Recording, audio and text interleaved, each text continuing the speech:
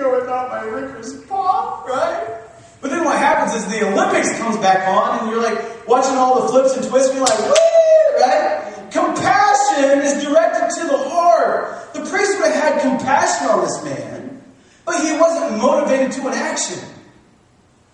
Then we look to the Levite. Well, what about the Levite? Well, again, I have to stick for the Levite. Why? Because it said the man was stripped, he was beaten, and left for dead. And the Levite, when he would have taken his vow to serve at the temple, to make sure that from dusk to dawn, that the light of the Lord never went out. As he took the vow to offer the sacrifices, he said, I will not touch a dead body.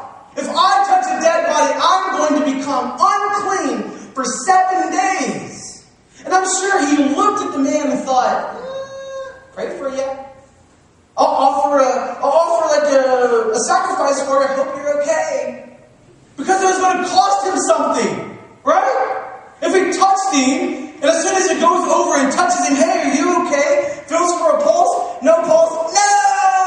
Now I'm unclean, and for 7 days I can't serve the temple of the Lord. Like, so many times in our lives, we pass by people.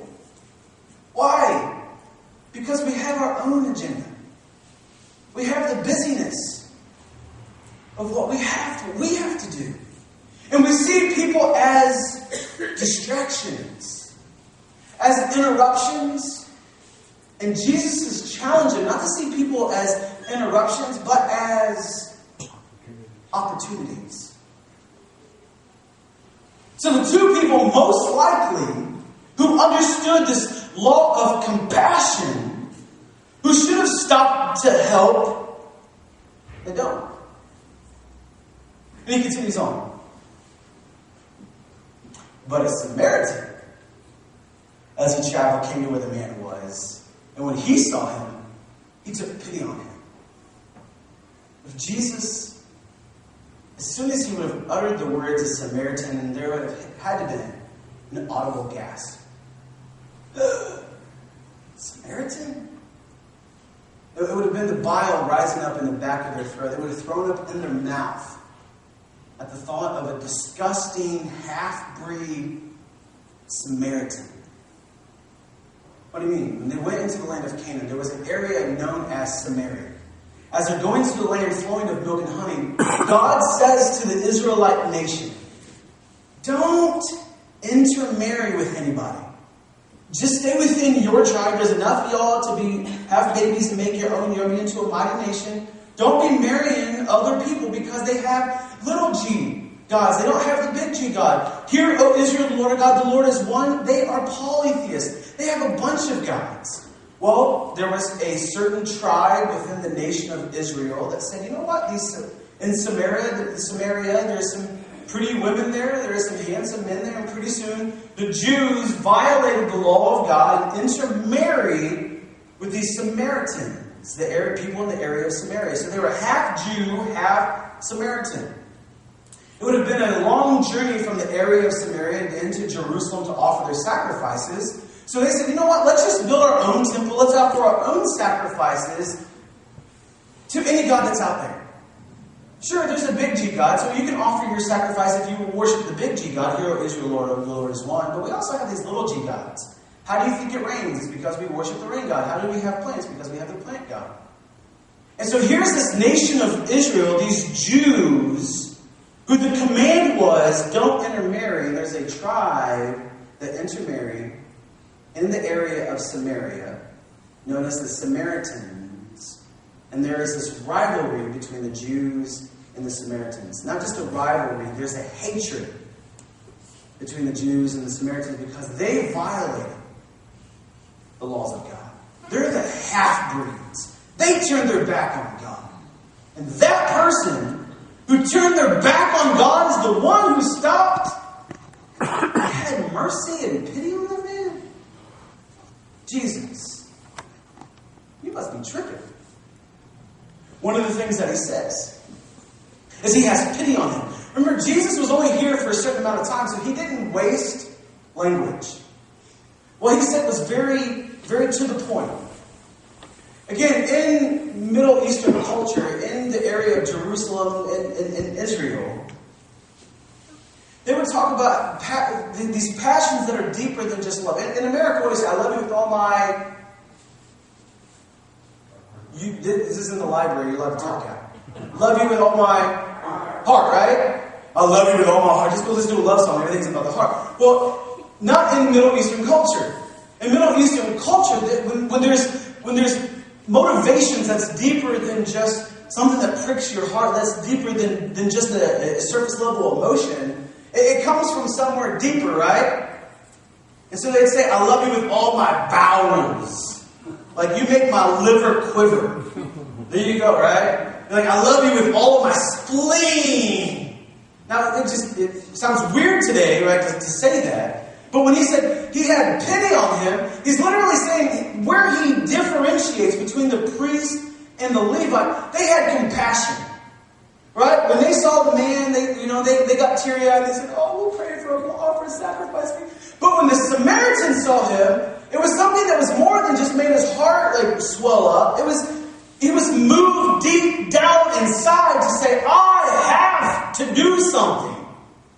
He saw this man not as an interruption, but an opportunity. And what does he do? He bandages him. He pours wine on him. He cleans his wounds. He puts him on his donkey. He takes him into the nearest inn and says, hey, here's the 2 denarii, and I'll come back and I'll pay you. And I want this man to be healed. Again, we read right over the whole denarii, right? That was the Roman currency of the day. So now Jesus is mixing 2 things that the Jews would have hated to the top. Samaritan and the Romans. And the Samaritan has Roman, and they're, oh, Jesus, are you sure that this is going on? Because when he locked eyes with that expert in law, do you know what he realized? This man really doesn't love me. This man doesn't really love God with this love that's committed deep down inside. Man, this guy has a surface level kind of love. How do I know this? Jesus looks at him and he says, which of these men showed love? Who is your neighbor?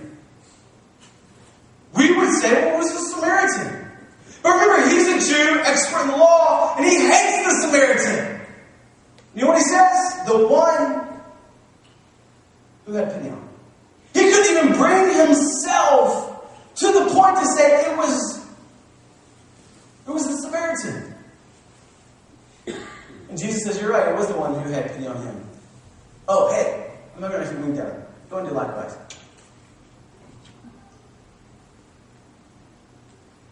And then we fast forward to today.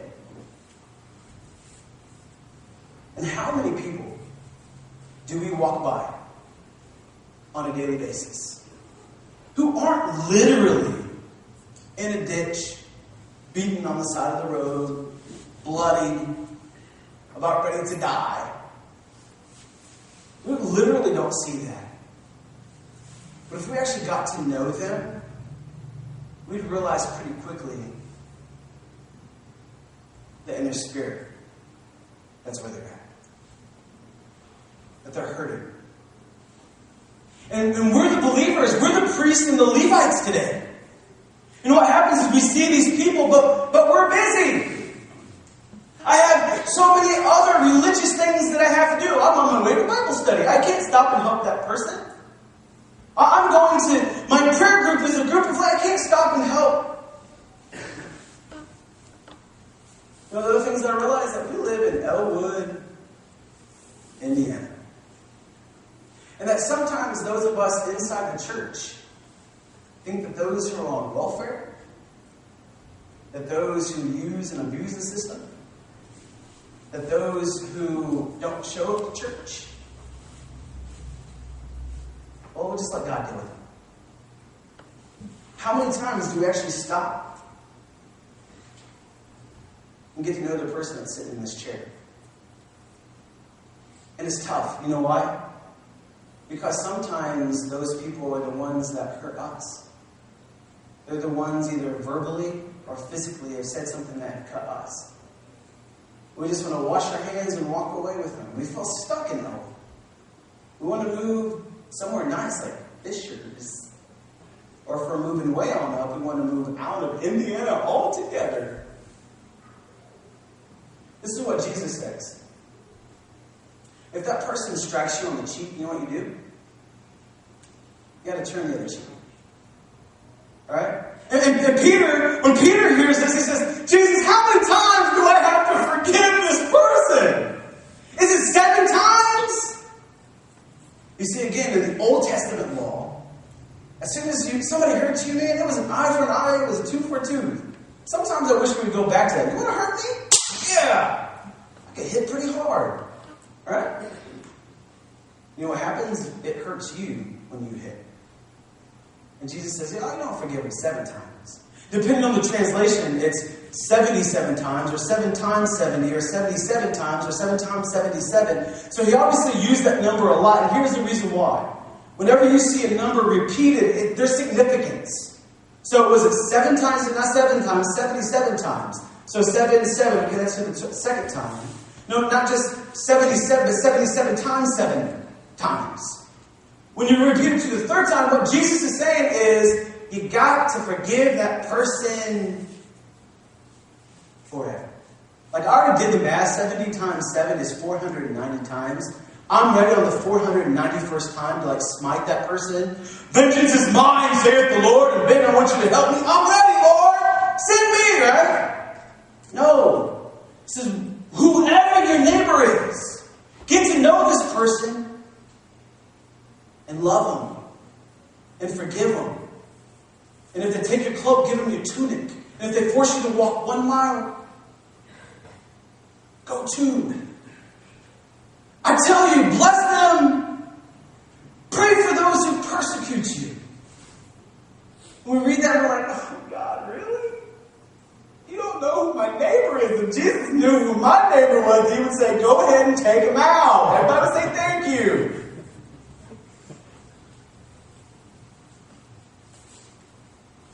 So what do we do?